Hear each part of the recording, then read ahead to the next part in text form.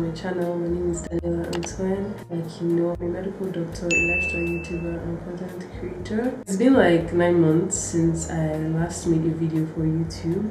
Although I've been dropping videos like from time to time here and there within this year. Like the last time I actually filmed a video for YouTube was in December. I was my induction vlog in December, and I'm currently filming this video on 2nd of September 2025. So you can imagine it's been 9 whole months. I wasn't even sure where I was going to begin when I first started filming this video, but I just knew that like a life update was long overdue because 9 months is a long time, and I feel as though there's been a lot of significant changes in my life that I would want to share with you guys as well, and also to sort of give an explanation for why I've been MIA for like most of the year. As usual, I'll break down the year into quarters to just give you some sort of order or structure. Basically, starting off with Q1, January, February, March. I remember those were my first few months post induction, so I was really chilling. Like there was nothing you could say to me, bro.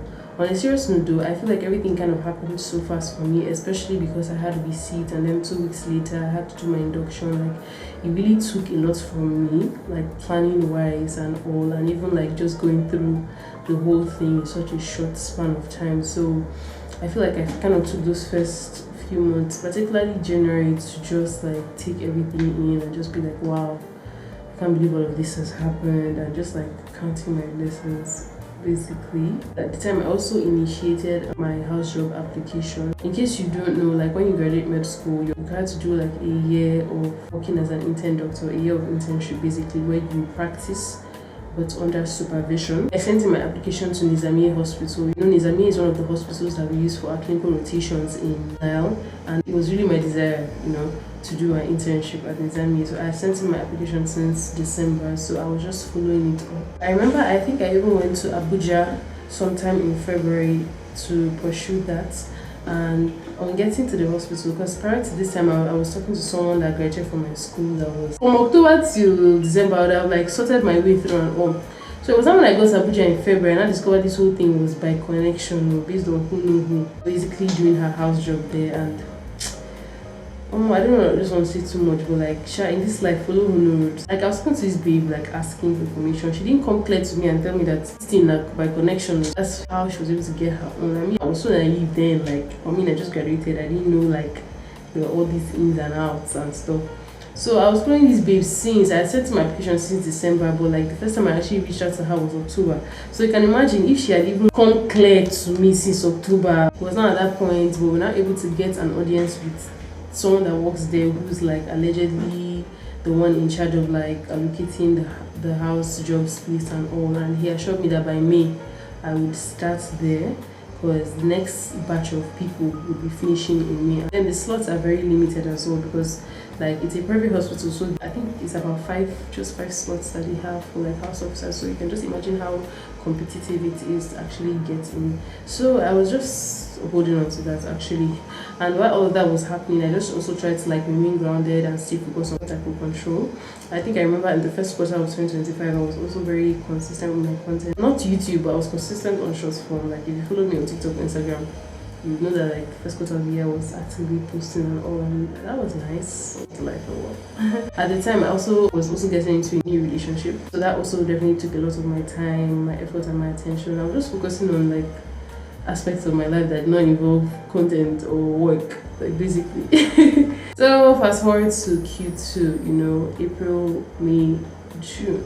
In a lot of ways it feels like this particular quarter held, yeah, it was such a significant and maybe even pivotal quarter of the year for me. In April of this year I decided to take like focusing on myself into further, and I decided to commit to doing a 75 hard challenge. If you are online in like the health and fitness and wellness space, you've probably heard of this 75 hard challenge. So it's basically a mental softness challenge where like 5 criteria you have to do every single day. You have to do 2 workouts, a minimum of 60 minutes for each workout every single day. Yeah, I know. You have to stick and commit to a diet. You have to drink at least 3 liters of water every day. You have to take a progress picture, and you have to read at least 10 pages of a self-help book or listen to like 10 minutes of like No, I think it's just 10 pages itself completely. So I decided to do 75 medium. So 75 medium is like a little softer adaptation, should I say modification of the OG 75 had. I shared I was going on the challenge in April on my IG story, and so some people that indicated interest just made a group over on Discord and we did the challenge together. So you should definitely follow me on Instagram if you don't already, because that's kind of where I try to connect like real time and like share stuff and information. Anywho's, in my own case, I was doing it with a group of ladies. We held each other accountable basically. I was a bit intimidated before I finally made up my mind to like start the challenge, because number one, I've never done anything like that before, and I was just at a place where I had been running. I started running as well in like January this year. I was kind of fasting here and there, but I just felt like I needed that level of consistency, like I needed that extra stretch and that extra pull. And although it was a little intimidating, but I just decided to, bite the bullet and go ahead, because I felt like, I'm unemployed, like it's not like I'm really doing anything else, like might as well just commit. And I'm so happy I made that decision, guys. I didn't finish the challenge, it's 75 hours, so you're meant to do it for 75 days. I only made it to day 40 something, I can't remember, but I think it was still less than 45, either 42 or 43. But guys, by that day 43, the amount of change I experienced as a person doing that challenge, like already just set the stone of like discipline and focus for me. Even right now that I am working towards getting back into a routine again, because I did fall off. More on that later in the video. Just referencing that period of time, is it my reading habit that I've been trying for 4 years now to get back into reading? I wasn't able to do that, but this challenge single-handedly unlocked the reader in me. Like as I'm talking to you now, I'm a book girly through and through. Imagine being committed to working out every single day for 45 days. Like, yeah, I didn't make it till the end of 75 days, but I do give myself credit for the 45 days I did. That's like 1.5 months. It's actually so insane, and I just basically like proved to myself like, wow, there is so much power in actually keeping the promises that you make to yourself, and then just actually seeing the results. Like I was in the best shape of my life, like I kid you not, like that was like my best physique ever. I was going to the gym, I was running, I was working out every day, I was fasting every day. Like bro, you couldn't tell me shit. I was reading like anyways. I feel like I should make a whole separate video about my experience, and it's definitely a challenge I would love to do again in the future. So if that's something you'll be interested in either participating in, or you'll be interested in me making a video about it, you should definitely let me know in the comments so I can keep it in mind. I also forgot to share how badly I was affected by feeling left behind basically. Before I left to Abuja, at this point in time, like a few of my classmates had already started house job, and it's so crazy because my initial plan was even to take like 6 months off and all. So I'm like, okay, going by your own original plan, you're still on track, you're still on schedule. So why are you now feeling so left behind? Why are you so anxious? Why are you worrying so much? But I feel for me, what really contributed to those feelings was just the uncertainty, was the fact that even though they had assured me of this whole starting my house job at Nizami in May, I still was not sure 100%, and that was keeping me up at night. Like bro, it was crazy. I feel something that's not talked about enough is that waiting season, that post-grad waiting season. Like it is so crazy, it can drive you crazy. That fear of the unknown and the amount of uncertainty basically in that season. Like you literally don't know what's coming next, you don't know what your next step is going to be, you don't know where you're gonna end up, or maybe sometimes not like you don't even know, maybe you know but you're pursuing it and it's just not working out according to plan, and then there's pressure from family like, oh, what are you doing with your life, what do you want to start. Like at some point me and my mom even are having issues because of the whole house job thing. I'm like, bro, like it was just such a draining time for me. Like I really tried though to like keep my head above water, but like trust, I definitely felt it for me. In May, I traveled to Abuja again for some personal reasons, but also to like follow up on my application. And when I got to Abuja, I received the most heartbreaking news of my life. Basically, I wasn't going to be able to start my house job at Nizami like I had hoped I would. That news single-handedly led me to the ultimate crasher, because there's no way, like I was struggling to process how an opportunity that I was praying for, like I was working towards, I was really hoping for months, what might I say months, for years, because I had made up my mind that I always wanted to do my house job in Nizami since like my final year of med school. Like, it has always been my dream, it has always been my desire. And maybe I'm kind of the one that fumbled because I felt like I had an edge. Like the fact that I schooled there, bro. Like why didn't I take advantage? Like I should have known somebody that could get me a space in, but like it just didn't work out. And knowing what I know now in retrospect, it was probably for the best. But at that point in time, there was almost no way to fathom that would happen. I was so heartbroken. So prior to the time where I went to Abuja, like just I think the week before I went to Abuja, my mom had told me, oh, I should just apply to one of the hospitals here in Port Harcourt just as a backup plan. Never say never. Even the application, I did it so grudgingly. Like she had to keep disturbing me before I finally like gave her the application letter so that it could be submitted, because I was just like you know when your mind is already fixed on something, you don't even want to hear any other thing. It's really a case of putting all my eggs in one basket, and in this case the basket fell down, all my eggs broke. Bruh, like all my eggs broke. I didn't know where to even begin. Now I remember that the day I came back from Abuja, right from the airport, my driver came to pick me up and then took me straight to the hospital so I can start my process, like biometrics and my medicals, basically to become employed at the hospital. Like at this point in time, my mom, I don't know if she was trying to console me, she was just like, you can just start, you can always transfer if you start and stuff. But me, I know myself, I'm not that kind of person, and if you guys know me as well, you would also know I'm not that kind of person. Like I just knew that the instant I started my house job anywhere else, I was going to finish that house job there, because there's no way. I don't love this profession that much to be able to do like 3 months in a place and now leave and go and start somewhere else and do another 12 months, 15 months of suffering. You and who? So I feel like because I knew that wherever I was starting, I was going to commit until the end. That's why I was so hesitant to even start in the first place. But at this point, I don't want to say that I didn't have a choice, because I did have a choice. You always have a choice. But I just felt this was my best shot going by time, because what they had now told me at the time was that I would have to wait till December to start. And I'm just like, bro, what is the guarantee? You guys told me May. I was expectant towards May. May comes around, I'm hearing another story. So what is the guarantee that I'll now wait till December? December will come around, it will be another story again. Whole time 1 year has gone by. So I was just like, you know what, fuck it, we're gonna start. So 19th of May 2025, I start my house job. Buddy's tea. Buddy. I love life.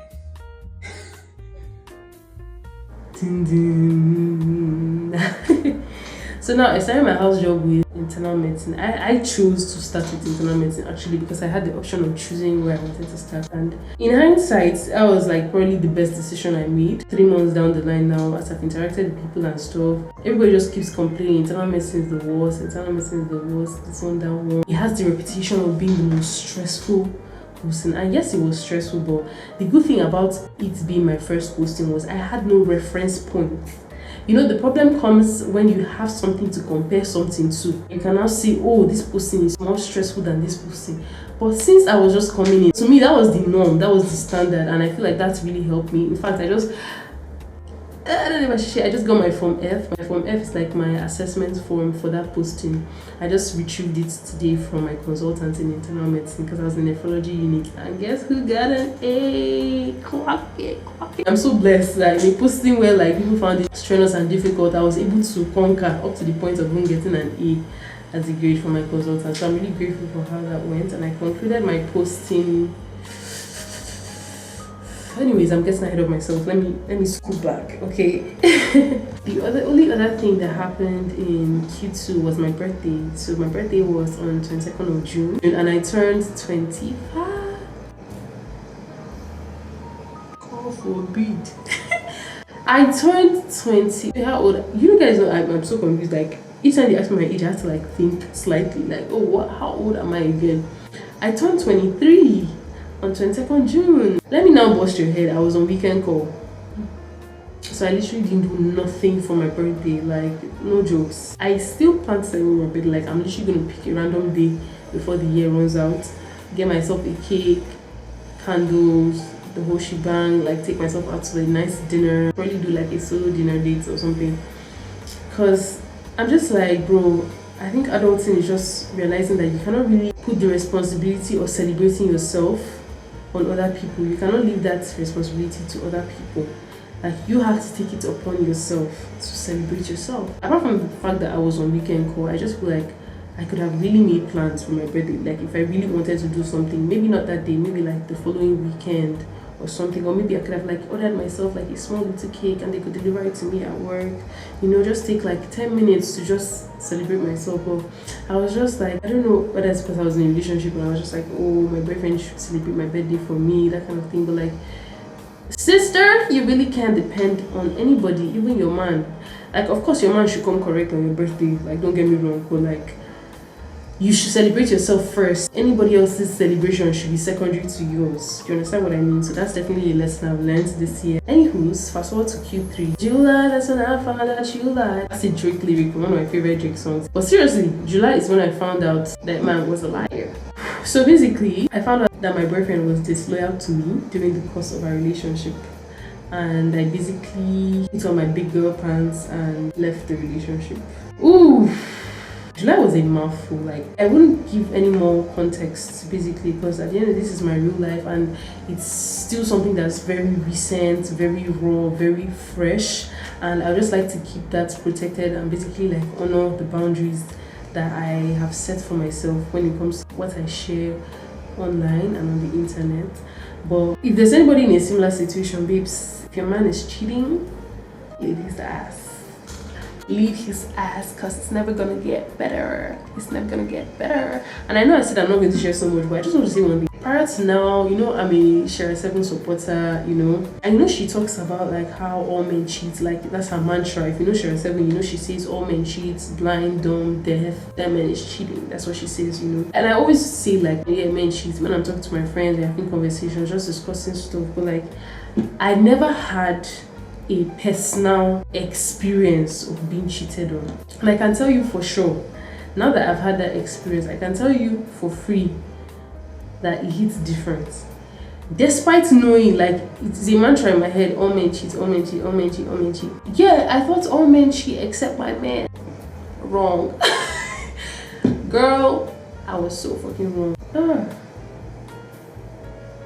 I do not recommend. I highly do not recommend. To me, the biggest betrayal with getting cheated on is not even being betrayed by the person that, you know, cheated on you. It's a betrayal nonetheless, but the biggest betrayal is when you betray yourself by remaining in that relationship for whatever reason. And I know it's not always simple. Like, I know it's not as simple as ABC. Sometimes there are kids involved. Sometimes you're completely financially dependent on that man, which is an error. Okay, which is a huge error. But sometimes that's just real life, like it is what it is. Sometimes you don't have accommodation, you don't have where to live. Whatever the case may be, you know, one of the books I read in April, they said there's always going to be a way to pay the rent. There's always going to be a way to pay the bills. But there's no way to make somebody that does not love you to love you. Do you understand? And I just really thank God for the strength to actually pack my shit and dip from that relationship, because it was never in the plan. Like, if I told me like back in January, oh, this guy was going to cheat on you, I'd have poured you spit and said, look at you, you want to throw sand this time my career. Like, there was no clue or hint. Like, this nigga was the sweetest man I have ever dated in my life. But now that I'm looking back, I see like all of that was just a performance. It was part of the whole manipulation tactic. This nigga would literally come when I'm on call. He would come over to the hospital. He would spend the whole night with me while I'm on call. He would drive me home, drive me to work, pick me up after work. Sweetest nigga. Like, he had the best words and all of that to be cheating on me. Anyways, I'm not here to discuss my relationship. But anyways, leaving that relationship also forced me to finally get settled myself, because prior to that time, I'm not going to lie, I was definitely very comfortable. Like, there's that tendency, especially for us as women, to get very comfortable when we're in relationships. One of those ways was like getting an accommodation space for myself, because where I live, like where my family and I live, is like an hour from my job. So commuting that distance, an hour to work, an hour from work daily, was really not sustainable for me. Like, it was really adding to my stress. When we were together, my ex-boyfriend and I, the plan was always to rent like an apartment that was closer. So I know I was speaking with some agents. Guys, if you've ever done house hunting, then you really know that no be beans. Like, these agents will carry your head, they will turn you upside down if they can, and they will be extorting you, asking you for money. So at some point I just gave up on the whole thing, and I just got comfortable with staying at his, because his is closer to the place. So now that okay, the relationship was over, obviously I couldn't stay there anymore. I was actually forced to decide, okay, where the fuck am I gonna live?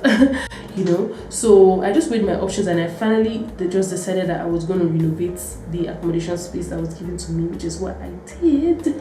You know, I repainted the place, and I put this vinyl flooring on the ground. Like now it's actually pretty decent. I think subsequently I should do a room tour soon, by the time I furnish the place some more. Right now I don't even have a bed. Like if I move this camera this way, you can literally see that there's no, I have a bed, I don't have a mattress rather, so I've been sleeping on the floor. It's really giving starting over in my 20s.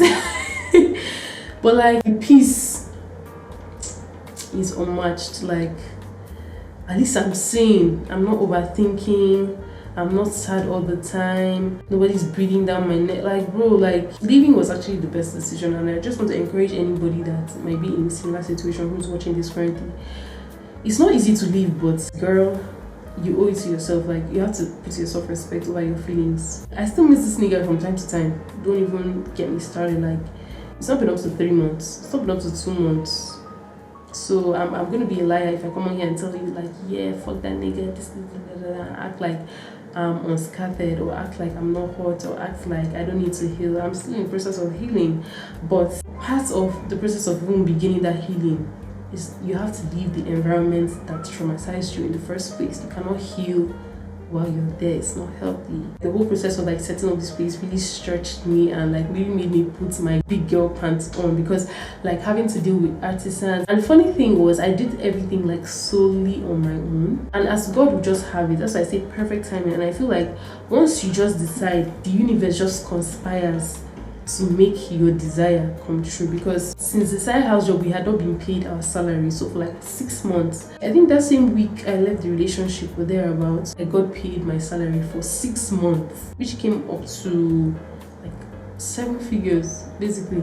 So it was from that money that I was not able to have resources to do all that I needed to do to move into this space. While I was sending this money, my chest was cutting, I'm not gonna lie. I was bro, I didn't realize how expensive curtains, normal curtain. After I left that curtain shop, I went to my house, I just admire my curtain, just heal my mother from my man. This man really try you.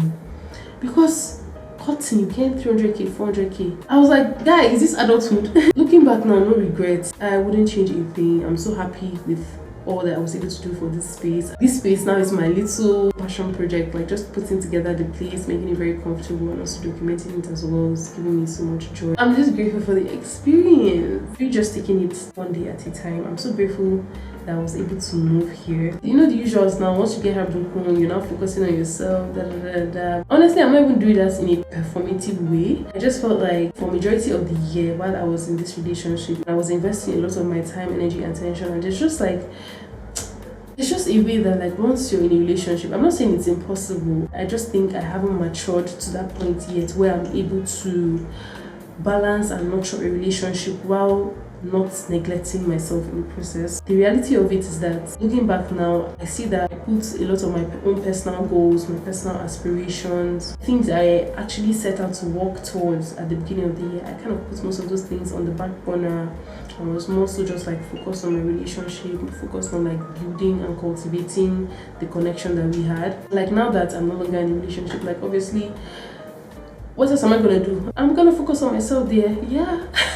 It's truly been a crazy experience, but right now I'm just in a place where I'm more settled. I'm trying to get back into my routines. Look at me filming a YouTube video for the first time this year.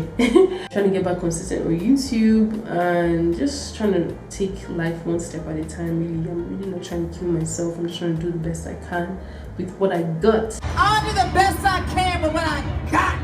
Oh! And I'm also trying to understand that honestly, some years are just like that. It's not every year that you lock in. Some years you just lock out. This year I have been locked out, and I feel you guys can tell from how inconsistent I've been with my content. There's that tendency to want to beat myself up, oh, I just wasted another year of my life, but I'm really trying hard not to fall into that trap, because I just believe, number one, everything happens for a reason, and there were certain things I would have never learned about myself if I wasn't in a relationship. For instance, you'll be telling yourself oh, you're cool, you're OG, you're this, you're that, but there's certain sides of you you will not even know it exists until you are linked to someone else and they have the power to trigger you in certain ways. And time spent in love is not a waste. Me, I'm a lover girl. Don't mind all this my hard girl share 7 demeanor. At my core, I'm a lover girl. I've also been unsure of like what direction I wanted to take my content, because you know, now I'm done with med school. Of course I could do like the doctor vlogs, like being the life of a doctor, but I really do not want my channel to be focused on medicine. Do you understand? Medicine can be part of it, but I just feel like there should be more. Like I want to do more, I want to show more, I want to talk about more things. Like I really enjoy these sit down videos, basically like this advice, like getting your life together. I really love that type of content. So I just want to hear from you guys. What content would you want to see from me? I appreciate your feedback very much. In a nutshell, I say all this to say 2025 has been a very blessed year for me, and I'm just so grateful for each season. I know that each season is there for a purpose. Like there's a reason why everything happens, and I wouldn't change anything. And I'm so grateful for your support. I also want to really apologize for not being consistent. Like I owe it to you guys to have been consistent. Even as I've not been consistent, when I post videos, you guys are like always cheering me on the comments, telling me congratulations, you know, just still keeping up with me, and I really appreciate it. And yeah, I love you guys so much. Thank you so much for watching, and I'll catch you in the next one. Bye.